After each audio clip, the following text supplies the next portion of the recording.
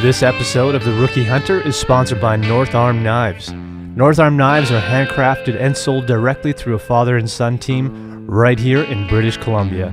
Choose from a selection of outdoor knives, kitchen knives, and their brand new folding knife from northarmknives.com. They ship internationally and guarantee all their work. Callie and I use their products and give them our stamp of approval. Go to northarmknives.com.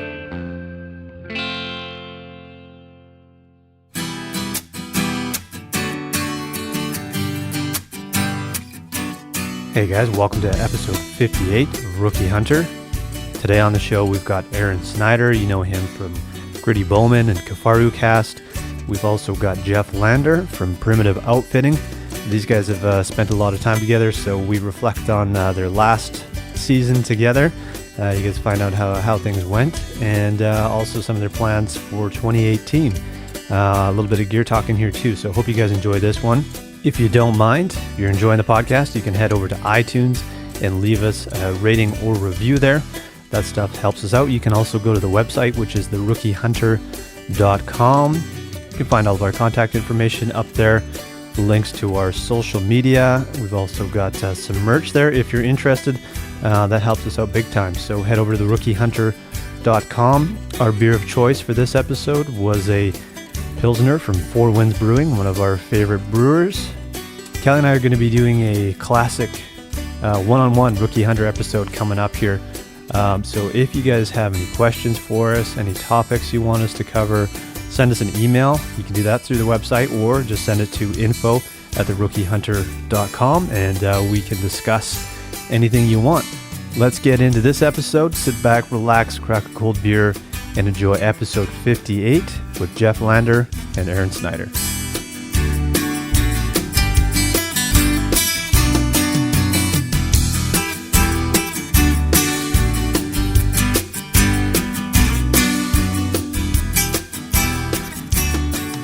All right, I'm here.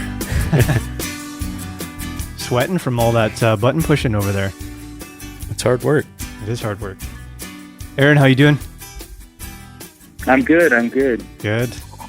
Welcome back for round two. Well, thanks for having me on. Yeah.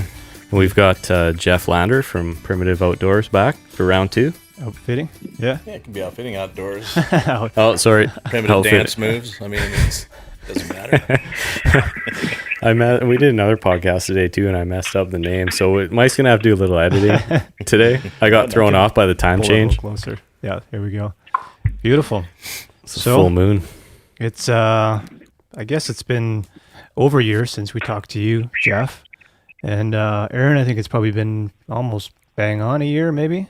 Yeah, something like that. Somewhere around there. So you you gave us some pretty excellent advice for our trip up north, which we survived.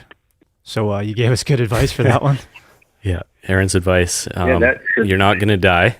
So that was good. It kind of brought our fears down a little bit. Hey, we didn't come back with animals, but we got some pretty amazing photos up there and had an awesome time, and I think that's worth it just in itself. So how long did you guys stay out for? We had 10 days, but a day each way travel too, right? So we were only out there for about 8 days, 7 nights, which isn't that long on a sheep hunt. And that's one of the things we learned is if we're going to go back, it'll be 12 out in the field probably.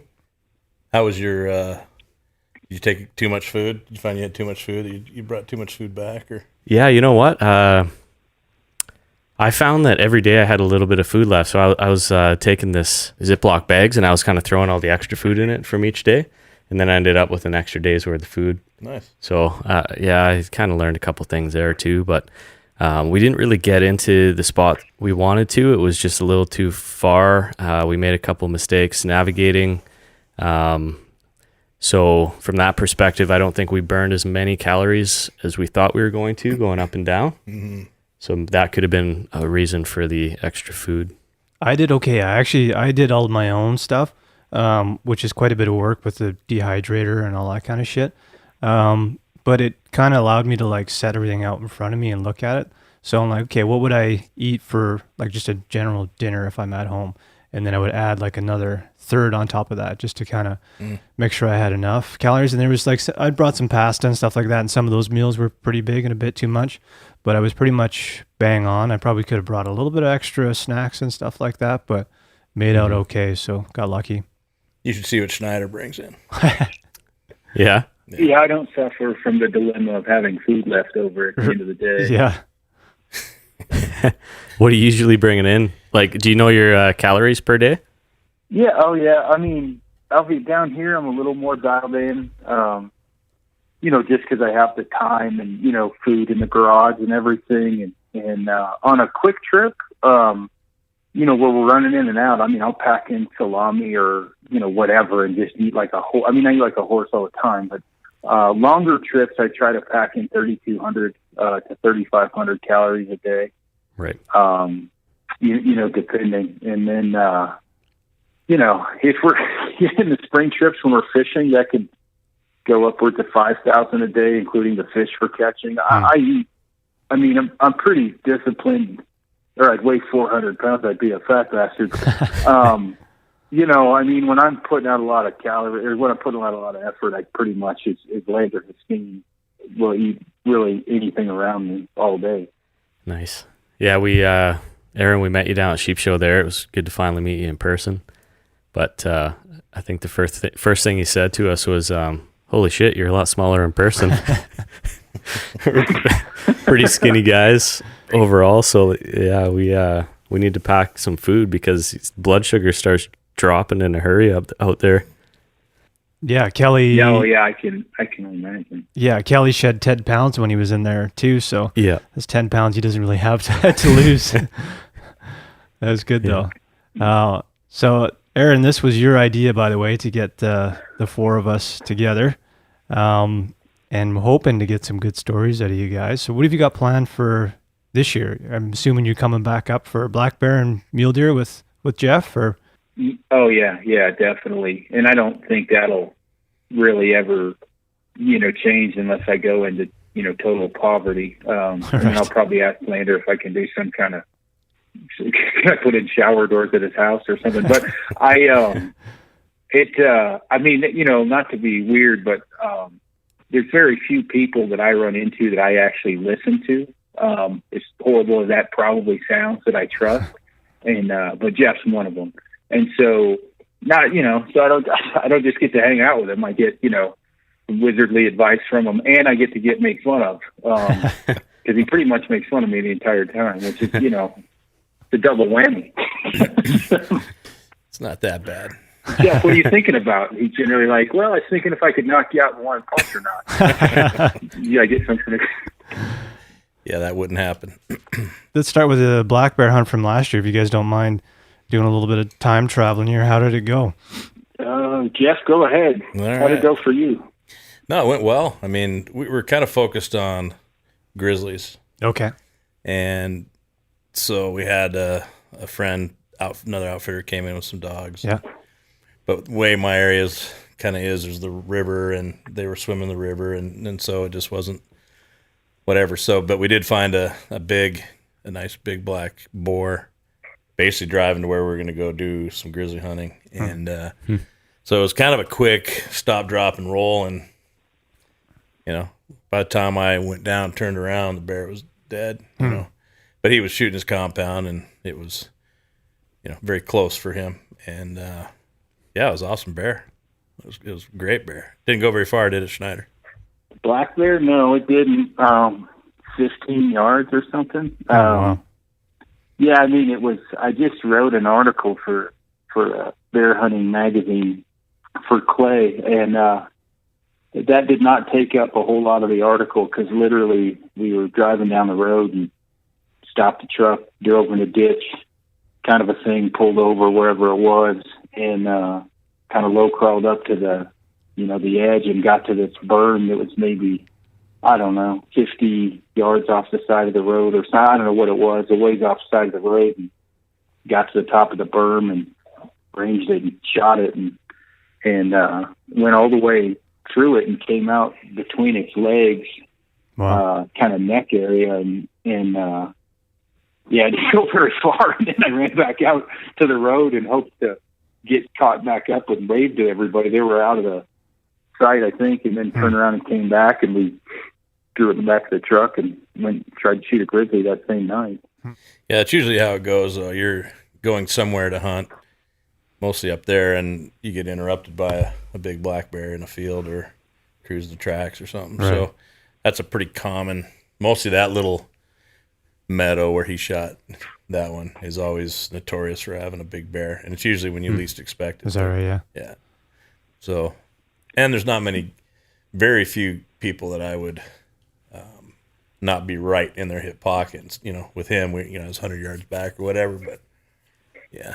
Yeah, I mean, you were pretty close. I mean, you were, I mean, I don't know, you were right there where we jumped out or whatever, but I mean, it wasn't, it was one of those things where, I mean, I just, going from the long, drawn-out, multiple stock recurve bear to, flying out of the truck and running up to the side of the bank and low crawling a few yards, it was quite a bit different than the year prior where I had the recurve where it took an hour and a half to actually get it killed, so a little bit different. Yeah, no kidding. Explain your setup up there, Jeff, and kind of how you sort of lay out the day for a bear hunt. Well, it's pretty kick back. I mean, we don't hunt in the mornings. Right. We did for grizzlies. They're active, but the big blacks they're not. I mean, we put out a lot of these cameras. And Schneider, what's that camera that I have? That's it takes a picture every plot 5 watcher? Yeah, these plot watcher cameras. So it takes a picture every 5 seconds or 10 seconds, and it's your whole day. Okay. And I got 3 of them. And once I got a small black bear at first light. Oh, okay. And so a lot of these bears will come out. They'll feed for 5 minutes during the middle of the day or whenever, but then they go back in. So your opportunity to get close to them and shoot them with a bow, you have a bigger chance of spooking them, right, and sending them out of the country. So that's why we eat our big meal probably 3:30, 4 o'clock, and then we go out. And usually those big bears, it's going to be the last 2 hours of light. Right. So a lot of guys have a hard time with that. Yeah, I bet. I mean, Schneider, he can't sit still, right? So, I mean, but this guy would be one of them. Yeah, but he never complains. He just the guy absolutely punishes my targets because that's all he's doing is shooting, right? Or whatever. So, yeah, it's a very enjoyable, you can sleep in, you can read, you can shoot, you can hike, you can do whatever. Right. And then go out in the evening. So, what's the difference for grizzly bear then? Grizzlies they're kind of, I find on the cameras that they'll pop out at any time. Okay. And they actually like rain, whereas the blacks don't. So yeah, I mean, you shot your grizz last half hour of light last year. So I mean, we were on, I think, the same grizzly 2 days earlier, first thing in the morning. Right. With Lamar and Bart. I think it was the same grizzly, but that was cold, dew still on, the frost just melting off. I mean, pretty early in the morning, same bear. Mm-hmm. And they tolerate zero contact. Right. Yeah. If you bump a big boar or any grizz and that's mature, he's gonna not be there again. Right. Usually. So you guys were able to get a grizzly bear that same trip then? Mm-hmm. Wow. Mm-hmm. How'd that one go down? Just waited. Just waited? Yeah. What? Yeah, we waited on where we knew they were. It was a big field, that they come out and feed in, but you can't. What I did is you drive through it. Basically, I drove through. They got out, and I kept driving. Okay. And I drove way down, jumped on my mountain bike, and rode back because they know. Right. They know. I mean, they hear you coming, and if they park there, they're not going to come out. Mm-hmm. And then, so right towards the end, I was getting ready to go back to the truck, and it came out. So, it was one of those things. I should have listened to Lander from the beginning because he told me if I just waited on one of those, fields for 10 days, I'd kill one with my bow. And, we tried to, and I would have. It seems like anyway, because you guys saw one right off, in one big field right after I left. And we had one we almost killed with the bow, the one that I think I ended up killing, the day or two or three, whatever, before. But, the dog thing was intriguing. We got a good workout in. It's just not the right terrain for it. But yeah, it's just a matter of the bear, came out and to feed, and I shot it and scoped myself at the same time. Nice. Yeah, we knew that. Well, Bart's a midget, so his gun was built for a 5-year-old, I think. Yeah, that's Bart Lancaster. Oh, okay, yeah. Yeah. So, no, that was good, because then shortly thereafter they shut us down. Yeah. That's what I was going to say. You guys got to do something that for the foreseeable future, Kelly and I won't have the opportunity to do. So I don't know if you guys want to jump into that topic. We've talked about it quite a bit on here, but hopefully it's something that can be reversed at some point. I don't know. It will. Yeah. As soon as they get rid of as soon as the NDP's out. Yeah. Yeah. That happened before. When did it happen last? This would have been before Kelly and I were. Long time. This would have been the 90s, late 90s. Yeah. They shut it down. Same thing, NDP. Okay. I think it was NDP that came in. And, it went quite a few years, I think. I don't know exactly how long it was. Yeah. But, and now, last year I saw 33 different grizzlies. Wow. In the spring. Holy shit. We got a lot of grizzlies. Yeah. A lot of areas do. So the people who are voting and doing this live in city centers that will never even see a black bear, little grizzlies. So it's, I've already got folks now that are calling me and giving me deposits for when it opens. Huh. They want to be here when it opens. Right. Of course, Snyder, you got, you're in the first spot already. Don't worry about that. I know what you're thinking. Well, we had talked. Oh yeah, definitely. I want to do that mountain hunt again. We had talked, because I had tried the year prior on a mountain hunt, and Jeff said, "Hey, come back up next." We didn't get one. He said, "Come back up next year in the spring, if you have time, and we'll go after them again." And then, I can't remember. I kind of fudged it in the article. I went off of memory, which isn't great, but Jeff had said, I know you want to shoot this with your bow, because I ended up shooting with a gun. He said, I know you want to shoot this with your bow, but there is a good chance this is going to be, grizzly bear hunting will be banned. So, think about picking up the gun.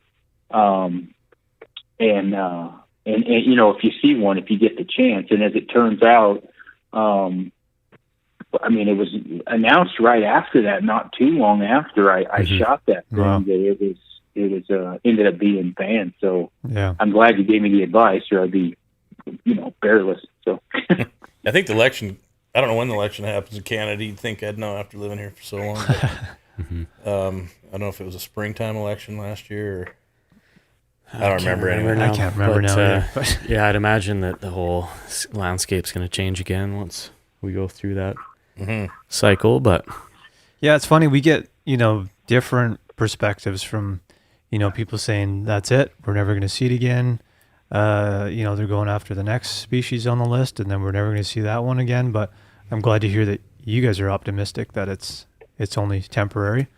And I think it's only a matter of time before people realize that it wasn't a good decision when there's grizzly bears crawling all over the place, and no real plan to manage those populations and stuff like that. So, but yeah, like Jeff said, a lot of the people voting they're in the city, and they'll never see a black bear, never mind a grizzly bear. So it's kind of scary when you think about it. Yeah. And Miley Cyrus is behind it. Yeah. Yeah. Sorry, Aaron, I know you like her, but she's bad news. Yeah, I know, right? She gets slapped. It's different, for me down here. It's not different. We got our black bear hunting taken away here. Well before I moved to Colorado. Both baiting and spring bear, which doesn't really make any sense now, because there's no spring bear hunting, but there's fall. but they go ahead and pay straight trappers and things like that to kill the bears anyway, when there could be revenue generated from, you know, guys like me that would give my left nut for a spring bear hunt, and you know, they go ahead and pay people to do it. So, but you know, as far as like the you know, the only input I really have on the grizzly bear up there is the fact I saw a lot of them, and it seemed like a pretty piss poor decision. But after that, I can't really speak too much about it. Yeah. Mm-hmm. Mule deer. Want to hop into mule deer? Sure. What? Yeah, just explain that trip for us in detail if you want to. Who was all up for that one? We had, let me see, it was Schneider, Brian Call from the Gritty Bowman, Dave Brinker from Sitka. Okay. And Brian Broderick, what's the name? Lost Arrows? Is that his company name, Aaron? Yeah, Lost Arrow Film. Yeah. Yeah, it was a good, you know, I think the week before we had the First Light guys up, so it was. Oh, nice. Yeah, it was fun. All guys that I knew. I'd never met Broderick or Brinker. But yeah, everyone, it was a pretty successful week. Everyone killed one and retrieved it. So Aaron and Broderick were with me, and they were tagged out by 4:00 on Monday, first day, which is awesome. Yeah. That's never happened before. Huh. And with amazing kills. Right. Like Schneider's buck went, 50 yards maybe, Aaron, from where you shot it? Yeah, it didn't go too far. For me, though, the stock was the amazing part, because I have some serious ADD. The fact I made it to where the deer was, I'm still breaking my arm, patting myself on the back over there. Yeah, he Aaron likes to kill. Right. He just does, and he enjoys the whole part of it. But yeah, where his buck was, there was another one that was probably 30 inches bigger, but he couldn't see it.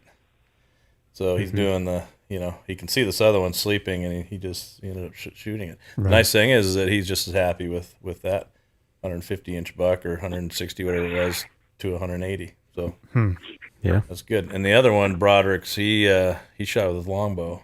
Okay.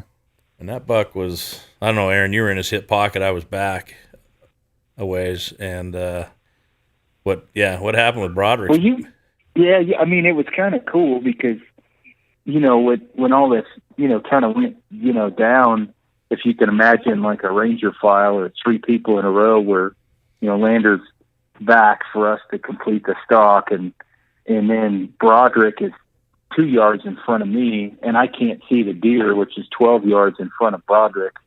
So, I mean, when we first went down, the buck was to our left, and it was with does, and it wasn't bedded, they were feeding, and you know, I was just holding the camera, and Broderick said, "There's too many does, we got to wait."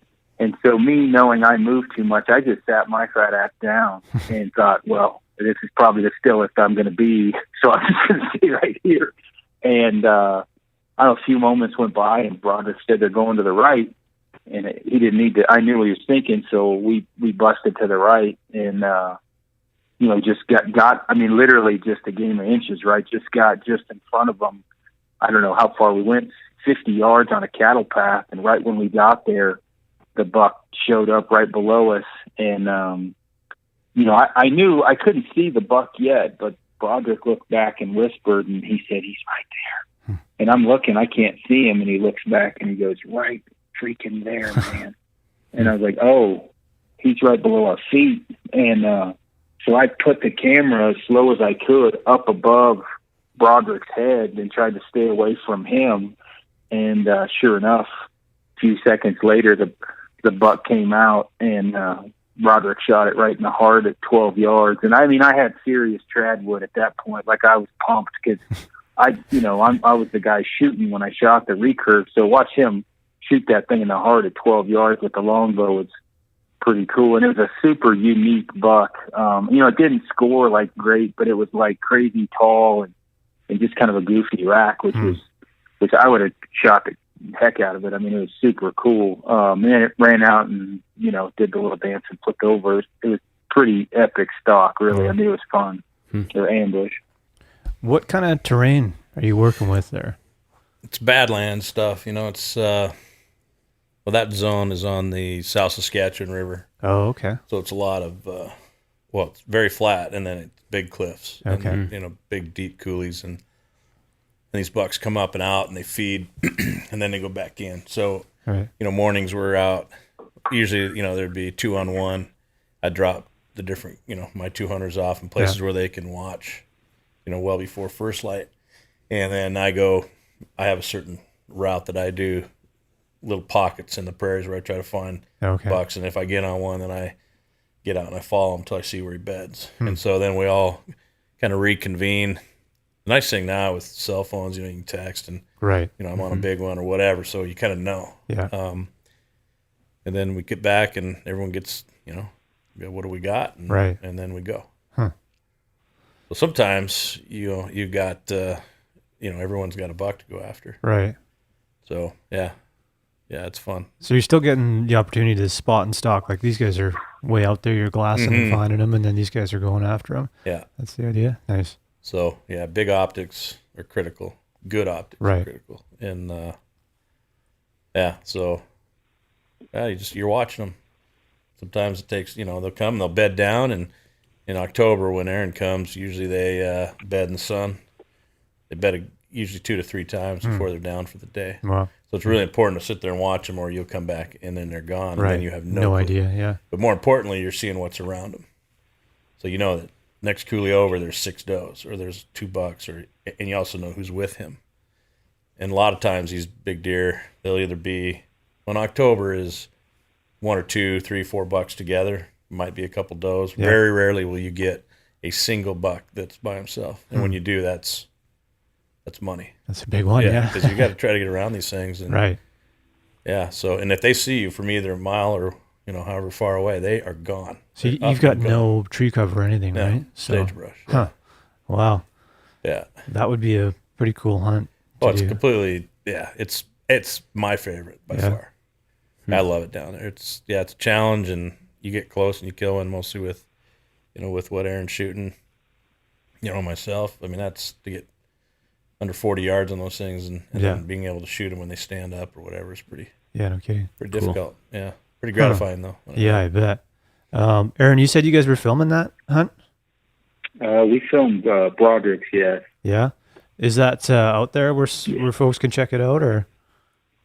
Not yet. I'm not sure, even though I talked to Broderick about as much as I talked to Lander, I'm not sure what he's going to do with that or what he's got going on, but I'll ask him and I'll let you guys know. Yeah, that'd be cool. Just when it's out. Cool. Yeah, I mean, when I first went up there with Lander, the one thing that's an amazement is how many big deer you see, coming off the ag fields. There's big deer everywhere, and then the next thing I was surprised at how hard it is to find them where they drop into the canyons where they bed. But it is extremely doable. If you're careful and you don't do anything stupid. I mean, it is very doable to kill it. The biggest thing for me was patience. And being very methodical when you're not necessarily still hunting, but you're kind of picking your battles as you move through, trying to find them bedded once they've dropped into that, hole. So you really need to watch out for the time sticking over like the terraced ledges. Right. And don't, what do you call, whack-a-mole yourself or whatever, that when they run, I mean, they take everything with them and in those canyons, and they don't mess around. So you got to be pretty careful. Yeah. Yeah. For mule deer here around Kelowna, we find that, if you spook them, which sucks, usually they just go up over the next ridge, and you can get an opportunity to kind of climb up that ridge that they were just on, get up on top, and they're usually sitting right there on the other side. So we're kind of fortunate that way, but where you guys are hunting, it sounds like once you spook them, they're gone. I mean, you can find them. Yeah.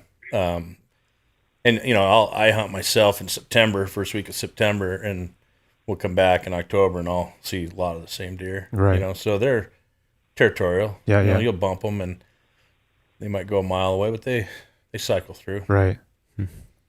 Yeah. And if I never saw them go over a mile away. It was just for the simple fact if you just put whatever, an hour and a half into a stock, 2 hours or whatever, and then you do something stupid. Right. And then they run to the next canyon where you hunt Roosevelt elk, they run 150 yards into the timber and you walk back up and shoot them, and these things run for a mile. And I say a mile, it's not that far, but they run far enough to where they go into the next canyon and you've totally blown your stock. So, it was an eye opener for me. But I mean, we saw the same deer. Not every day. I'm not obviously Maine's even up there forever, but we saw a lot of the same deer over and over and over. It's just like maybe they're in a different canyon or whatever. You just got to be smart when you're on the stalk. It's the biggest thing. From my limited experience. Right. Like where you shot yours, Aaron. You could sit on that high point for a week straight, and you're going to see, a lot of those same bucks every day. Yeah, then new ones will come in, and it's funny how new bucks come in and deer come in from the block. There's a thing called the British block, which is a military range. Oh, okay. Where the Commonwealth countries train. Gotcha. It's kind of north of Medicine Hat, so a lot of those deer and elk. There's 8,000 head of elk in there. Wow. And so they're allowing people. We see some. I don't know if you have, Schneider, but in September, I've seen 400-inch bulls in the prairie, wide open prairie. Jeez. I know, it's crazy. That's wild. And the farmers hate them. They're like, shoot them. I'm like, yeah, it's illegal. I'd love to. But right. We find, once in a while we'll find their sheds. But, anyway. Yeah, it's nice country down there, and we stay in a little town, and there's like 70 people in the town. Right. Yeah. So nice. It's a lot of fun. That was a good week, Schneider, wasn't it? We had fun. I was just going to say, I get to hunt all over, and that's like my funnest hunt. Like that's the one hunt I really, really look forward to. All hunts are fun, but that one is it's a kick in the butt. I think too, a lot of it is tactically, I don't know, tactically, whatever. Like it is, you're going to get a stalk. Like I can't say but you're going to get stalked. It's just a matter of if you're a dumbass and screw it up. And so that's always fun too. Plus, I really like when I don't have cell service or that much of it, and there's just enough there that I can stay connected back to Kifaru, and there's just little enough that I actually sleep really well. And nice. It's just fun for me all the time. The best sleep I get is at Lander's Shack in BC because there's no cell service. I sleep like a rock in that cabin. So the Alberta hunt for me is, one of the funnest hunts I've ever been on, and by far now the hunt I look for more than anything. I seem to recall, I think it was you and Brian were up in BC somewhere for a mountain hunt. Mountain goat? Yeah, what were you guys up here for? Or am I imagining things? We did moose with Lander, and we did mountain goat with Bart Lancaster. Okay. And the mountain goat was in northern BC, and we both got goats. Nice. And I brought Patrick Smith, the guy that owns Kifaru, with me, and he shot a moose. Oh, wow. My goat jumped off a cliff. He did a Peter Pan for like a couple 3,000 feet down. Brian shot his at like 12 yards. It tasted good. It's just tenderized. The only bad thing about that hunt was riding a horse. I'm not really a horse guy, so that was different. How far in did you guys go? The plane flight was like, maybe an hour from from whatever highway it was we took off from, and then we rode 20 miles maybe. Okay. Don't quote me on that. I think 20 miles, and then we set up a base camp, and then we rode up even farther from there. My ass hurt. I don't know. I'm not. When I say I'm not a horse guy, man, I hate horses. I just don't like them. But it wasn't really an option, so I rode a horse all the way in. Right. I agree with you. I don't like them either. Yeah, it's something Mike and I have talked about. We want to try to go on a horse hunt, and a lot of people were passing us on the trails when we went up north. And you'd look at those, like they're going out 30 miles or whatever, and we're trying to get to, 15, 20 kilometers. But you're thinking, oh man, we got to get into that. And then you start talking to people that have them and people that use them and guide with them. And now we're kind of swinging back the other way. Maybe we'll just stick with our boots. Yeah. Unless you know somebody who's got them. Yeah. So, yeah, it seems like a lot of work and unpredictable. I can take care of myself. So. Yeah. Yeah, that's kind of... I it's what we keep hearing is just like... No, it's just what we keep hearing from guys is that it's just one more thing to worry about, and you can blow a whole morning chasing horses and shit around, and when it's just you, it's only you that you have to worry about and a couple of guys that you're with. So nice to have something to pack around the weight for you, but on the other hand, I think I wouldn't really want to have that added pressure of worrying about horses every day. Yeah, one of my guides has them. It's not for me. It'll be bicycles for you this year, Schneider. He'll put a bell on us. Yeah. The bear bell. No, I yeah, exactly. I make enough noise already. But no, that hunt was cool. The moose hunt was really good too. And that was over at Lander's place in like Prince George there, okay. And that was fun. We had planned on floating this river, which quite honestly, thank God we didn't have to because it rained and snowed a lot, and I don't like that. Fair enough. The whole time. Is that right? Yeah, the entire time. It rained every day. It was.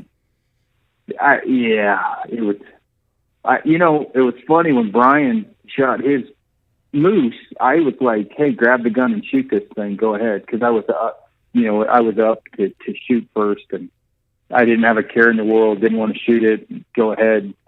Fast forward 5 days, 6 days of snow, rain, sleet. I was ready to shoot a spike, like literally to not have to go get pissed on anymore. Right.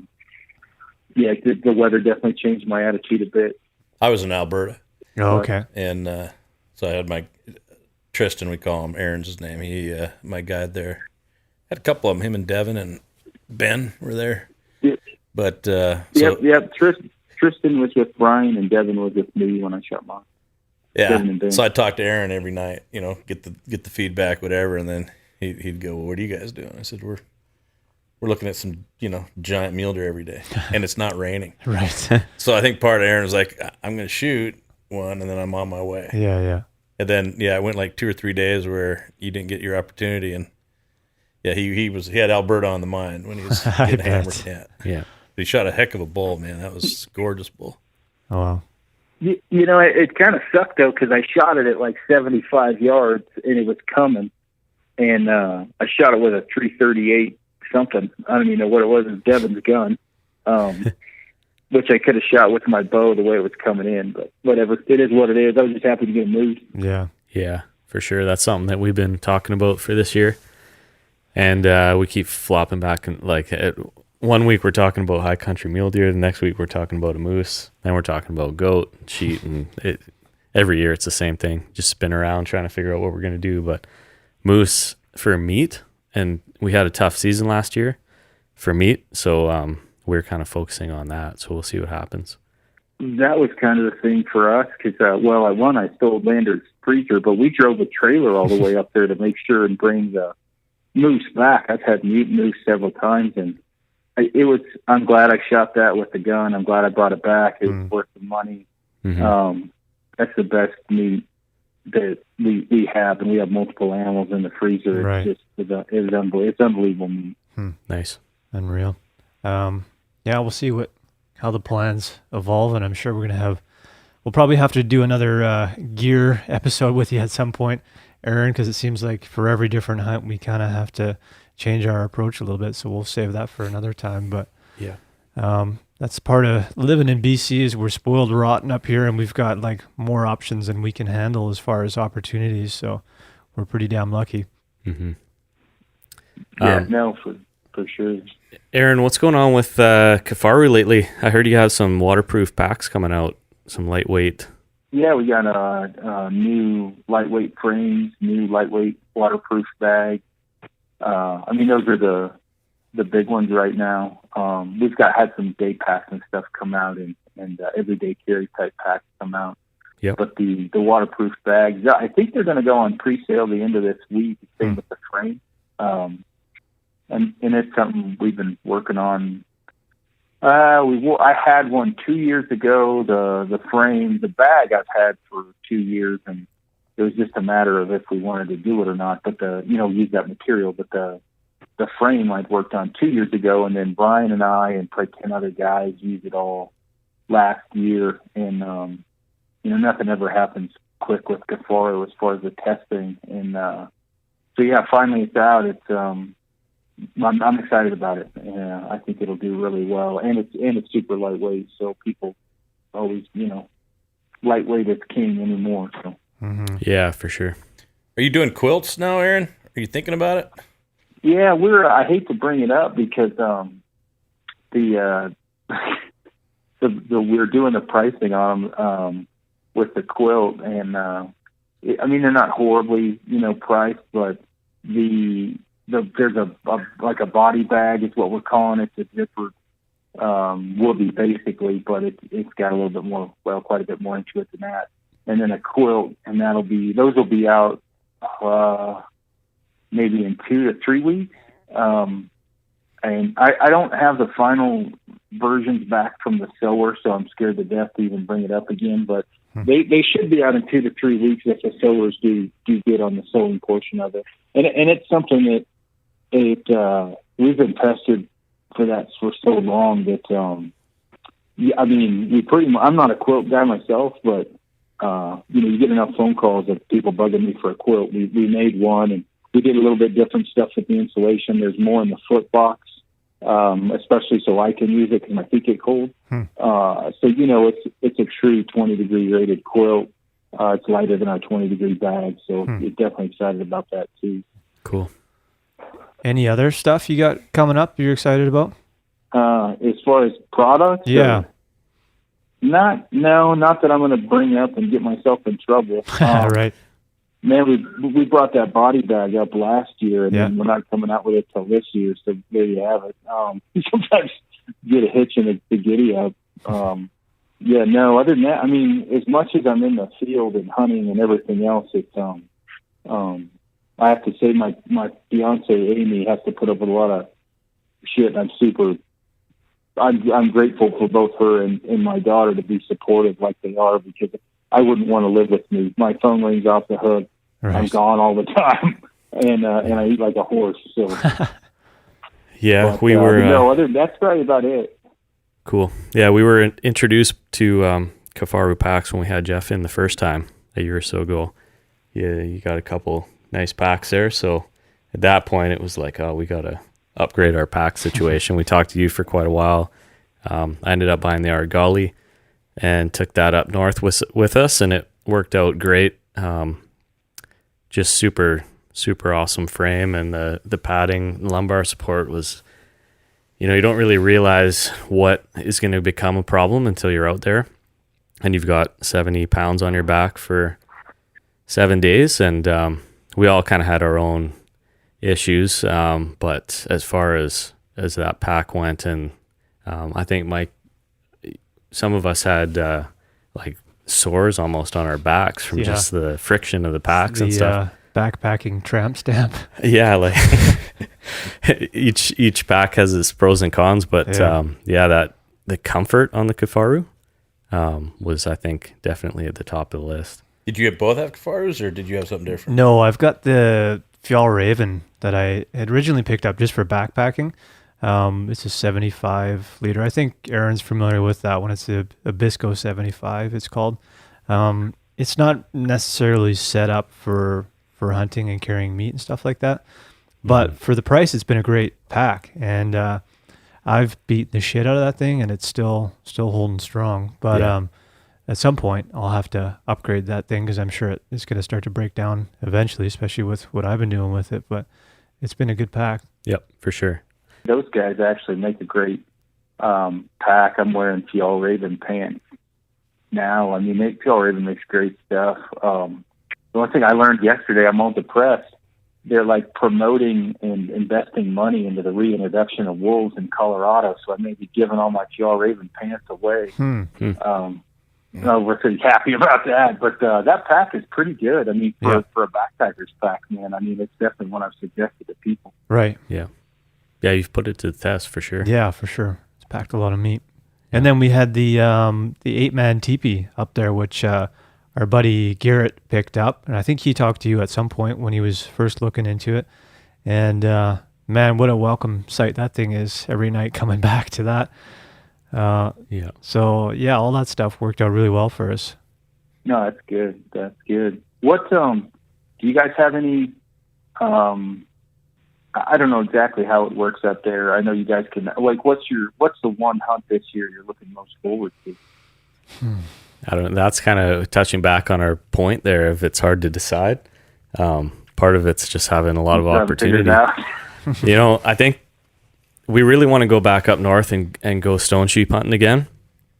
And I just don't think it's going to happen this year. We're going to try to do a fly-in next year. So it's kind of just a matter of getting the resources together and a little bit of time and finding the right spot. So, but this year, it seems like it's either going to be a high country mule deer hunt or a moose hunt. So, and I feel like the moose hunt is kind of its own thing with maybe a wall tent and an ATV if someone has one, and it's a different vibe. And then you go into that, high country mule deer hunt, and then you're back into almost sheep hunting in a way. Like It's all about lightweight gear, planning your food, and keeping everything minimal. So I don't know what way we're going to swing here. Depends on your draws too. Exactly. I was just going to say, yeah. That's the thing. We're going to put in for goat. We'll put in for moose in some different areas. Sheep too, yeah. And sheep. So yeah, you never know. If we get drawn for something, then all of our plans are down the drain, and hopefully the one we get drawn for kind of is what we wanted in the first place. So we put in for some low risk or low percentage ones every year too, so I'm not too worried about those ones happening, but we'll see. How about you guys? What are you looking forward to? Do you get to hunt much on your own, Jeff? Or? Yeah, more than I used to, for sure. Yeah. I'm going on, looks like, I'll be doing mule deer at the beginning of September. Again, whatever I get drawn for. Yeah. Which I'm like you, I put in for very, very low odds stuff, But yeah, I'm supposed to go on a fly-in deal with one of my guides, Gary. Not sure yet. I'd really like to get back up for mountain caribou. Yeah, nice. I've done 6 trips for stone sheep, and I've gotten, I've had a good time and whatever, but I also would like to, and I've missed a couple. Okay. But yeah, I'd like to get mountain caribou starting to go up high, and moose as well. Yeah. I've never shot a moose, but on my own. Right. I've had to put a few down for guys, but it doesn't count. Yeah, for sure. Yeah, so we'll see. Bow, you thinking for all those? Or Yeah. Cool. Yeah.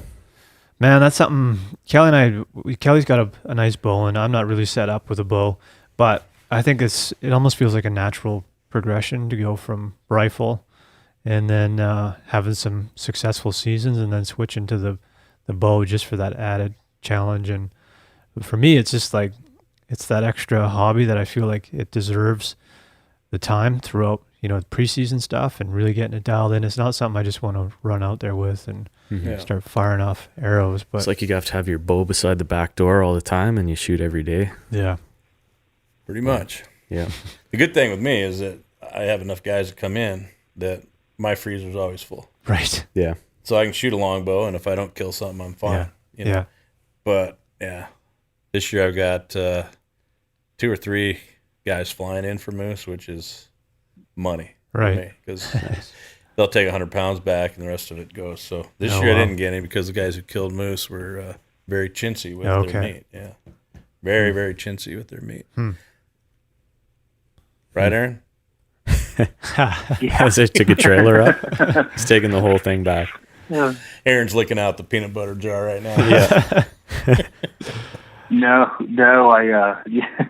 with 4 people on, I figured I'd chime in with some smart aleck comment whenever I could. There you go. Aaron, what are you looking forward to? Man, I got a lot of hunts going on. Definitely Alberta, for sure. The spring black bear hunt's always fun. I guess I'm more curious. We're going to New Zealand for chamois and tar. I would say that's the one I'm most Nice. Wow. I don't know with that one. Most hunts you kind of have an idea. With this one, I don't. Have you been there I just before? Figured No, I haven't. So, and I'm taking the recurve for everything this year, and so that's kind of interesting too. I don't have the range that I have with the compound, and right. So it's always more of for an adventure when I don't have that. I mean, it's more exciting for me, I guess. So it'll be interesting. But I just found out I may draw a mountain goat tag here for Colorado. We got some elk hunts planned, and we're backpacking in 9 or 10 miles from mule deer. There's a bunch of hunts. I have no idea. I know which one I know right now. If I could pick one, would definitely be Alberta. Yeah. For my most fun. But it's always fun hunting the home state in Colorado, and right. It's hard too because like the spring you have such cabin fever. So like I literally probably try and walk to Lander's place if I had to go hunt bear because I'm that ready to get out of the house and go hunting. So right. Excited. When are you heading up for that? For bear? May. Yeah, May. I should probably remember that date. May something. I think you're coming in like the 2nd or something. Nice. Not too far away. Yeah, the other thing for us up here in BC, and to go back to archery, is that first 2 weeks of September, an archery hunt for elk. That's always something that I've wanted to do. But again, you have to put some practice into the bow and shooting and set yourself up, and then we can go do something like that. Aaron, are you hunting New Zealand with Remy? No, his name's Stacy. He owns New Zealand Trophy Hunting Safaris. He's a Kifaru guy, and I've known him for a long time. And he had a slot open, in June, and so Frank and I are heading over there for that, for both chamois and tar. We were just talking to it'll be exciting. Yeah, we just talked to Ben O'Brien just before we got on the line with you, and he was talking about New Zealand. I think he said he'd been there, 4 times or something like that? A few times, yeah. And it sounds like one of those hunts that once you've been there and done it, you're just going to want to keep going back, and it's on the list for us for sure. The opportunities just sound incredible. Yeah, it sounds like it. I know on the one portion of the hunt, it sounds like we walk in, and or hike in the other portion, we get helicopter to the top of the mountain and then backpack in from there is what it sounded like. Wow. Kifarucast, how's that going? Good. I actually just had the numbers sent to me for our downloads, which were significantly higher than I thought. Nice. Which I should have probably known just from the amount of emails and questions we get. But, it's weird. I just had a deal here where someone tagged me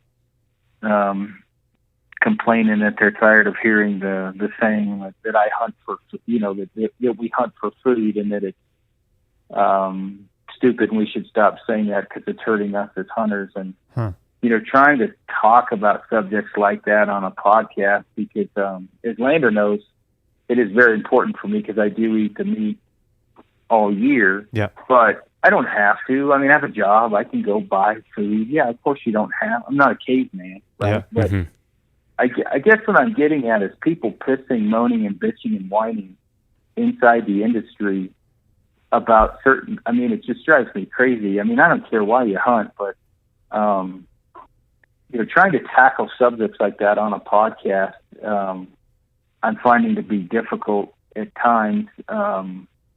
As you guys probably know, I mean, there's just certain things that are hard to get your point across or whatever. And this guy, I don't think he's complaining about me. I don't know if he is. He lives by me. He can come over to my house and talk to me about it. But I mean, I think to a point, you hunt for many reasons, right? You hunt because it's exciting. You hunt because that's what you did as a kid. You hunt because for the food. I mean, you hunt for a lot of different reasons. And, I just trying to talk about stuff like that, not to go down a rabbit hole here, but, it definitely we have enough trouble with our rights getting taken, privileges getting taken away from us. I think we could probably all do a little bit better job of getting along. Yeah. Total squirrel rabbit hole there. Yeah, it seems like, I don't know, the whole social media thing with hunting, just in terms of whether it's photos or news or even podcasts, like you said, trying to get points across on a podcast instead of actually experiencing it, being able to take somebody out there and explaining the process to them. I think that's really the only way that you're going to be able to change somebody's mind. Yeah. Yep. Yeah, no, I agree. So, yeah, it's an interesting... well, Mike and I have learned pretty quickly that it's a very complex activity. So, yeah, I think you have to respect that about it too. Yeah, we're finding is like I've said this quite a few times now, but we were initially pretty quiet about hunting because we just got in. We're going into our 5th season now, right? And we didn't really tell people that we hunted because we were worried that there would be some sort of negative comments from it or whatever. But we found now that it's so much better to be open with people, especially if they're unsure of it or if they're they don't like it. Once you sit down with somebody for an hour and just tell them about it, it totally just rocks their world and opens them up to something that they just don't understand it. And I think that's why we're at with the grizzly bear thing is people just don't understand. So I think the more we talk about it, the better, hopefully. Yeah. Well, we were up at Wild Sheep Society of BC convention yesterday, just for the day. And Mike and I went for lunch afterwards. And I had my Lesson 1 t-shirt on. And the waitress came over and she said, "Oh, like, what are you guys in for?" And we said the sheep show, and she laughed. She didn't know what it was. I always find it funny to say that. But anyway, she came back and she said, "Oh, I'm just wondering, like, what's the story behind the -1 club?" So I kind of told her about it, about how it's kind of bringing in a lot of younger guys and girls, a lot of people that you don't have to be necessarily a rich person to get into sheep hunting or anything like that, depending on some other things. But yeah, and then we went into they've raised over $4 million a year, and they're putting that towards sheep, and they're a U.S. based, Montana based foundation, and a lot of this is Wild Sheep Foundation, and they're putting a lot of money back up into BC. So just a random conversation, waitress in a restaurant, and she said, "Oh, that's pretty cool," and then she just walked away. So it's nice to talk about it with people, and it was cool. She was interested too. She was curious. Yeah. So, well, fellas, we've blasted through an hour already. Time always goes by pretty quick. Anything you guys want to add before we wrap things up? I got a question for Jeff because I've never asked you this. Yeah. When I shot that buck, with my recurve, what was going on in your mind? I knew that thing was dead, to be honest with you. I knew that, I don't know, there's a lot of times where you're out with people and you're not sure what's going to happen. And mostly if they're going to blast them out. Once we saw where they were bedded, once I saw that you knew where he was, I just sat back and watched. And yeah, I knew that you were going to get, you're going to get an arrow into him. Actually, I didn't see that buck. I saw the one that was with him. I wasn't sure where your buck was, but I knew you knew it. So, yeah, that doesn't happen very often, though, Schneider, where I sit back and when I see a guy come to full draw, usually they don't get to full draw because they blasted him out. Or the buck stands and they're looking at him and, they don't have their bow ready. But, no, I knew he was going to get it. And then when he crossed the canyon, went up the other side, and I saw all the blood, it was pretty cool. And I was really admiring your haircut. I thought your haircut was just dead on, just perfect. You looked like Sergeant Rock out there. Being in the same position, but in your position in reverse, I know, normally I'm thinking a lot of different, things or whatever, but I very rarely do I have somebody, behind me when I'm doing that. And it was, with the recurve and everything else. And so I never asked you, I never really asked you what the hell you were thinking when I went and dropped down into that hole to shoot that thing. Or not hole, I mean dropped up to the edge to shoot it. I know what I was thinking when I shot, because the shot was average at best. But, I mean, it is what it is. We got it. But, yeah, I mean, it was one of the more, well, I'd say that's probably the most memorable, that and the elk with the recurve, but the most memorable, moments or whatever in my hunting career. Things like that just don't happen very often. And I didn't realize at the time that there hasn't been that many deer killed up there with a traditional bow. So once you told me that later on, that was even cooler. But well, I was shocked. It was very, very important to me. I thought, most of the time the guys we don't get shots in the beds very often because they're up against a bank and you have to wait till they stand up. So I guess I was kind of surprised when I saw you come to full draw. So I'm like, oh, this thing must be bedded. And then when I saw where he was bedded, I mean, that just never happens. They're usually like the other buck was buried up against the bank underneath that sage, but that one was out in the open. So yeah, I was probably a bit surprised. And I was also worried about Brian across the way popping his head up. I actually was more concerned about Gritty making movement, because he was in his dome was in full view, but he didn't move. He did it perfectly. But I didn't want something like that to screw it up, which has happened. I can't tell you how many times. So yeah, no, that's pretty cool. I'm glad I took pictures of it too. Yeah, I forgot you did that. Yeah, it was cool. I mean, in hunting, especially where I'm at, going back to the traditional bow, everybody hunts for different reasons and whatever, all that different shit. But I mean, for me, it's a lot cooler. I know, whatever, it's hard to explain, but it's with the traditional bow, I have to get closer. There's a lot of things I have to do different. And it's not just that, though. There's a lot of people I've run into, even though there's a lot of crusties in the traditional community. There's a lot of people I've met in the traditional community that, for whatever reason, have a longer lasting relationship or a more meaningful one, as weird as that sounds. And Jeff's definitely one of them. And so anytime, like, for me to shoot that with Jeff was super cool. I mean, it wasn't like a 200-inch deer. It was a big deer, but how it all played out was pretty intense. And hopefully we'll have that happen again this year. We've got a very well-known compound guy, not to make it a competition, but if I do end up shooting a larger deer than he does with my recurve, I will talk shit like it was my job for the rest of the year. I guarantee it. That's going to be a fun week. It'll be fun to watch how that plays out. Yeah, you probably will have to put a shock collar on me, though, to keep me from shooting something smaller. I'm betting you won't, though. Not this year. I think that, it'll be a healthy... It's different with the recurve. I have to get closer, so it does, you know what I mean? Like, it's just different. So, yeah. Excellent. Well, we'll have to do a recap after the season ends and find out what happened. Appreciate your time, guys. Aaron, we'll keep in touch. And Jeff, I'm sure we'll see you around. You bet. Yeah. Right. Good luck to both you guys. Thanks for having us on. Yeah, you bet. Thanks for your time, guys. Thanks. Yeah, cheers. Thank you. Take it easy. Yeah, you too, man. Bye, Aaron. Bye. There it is, episode 58. Hope you guys enjoyed that one. Always enjoy talking to those two, and it was great to have them both at the same time.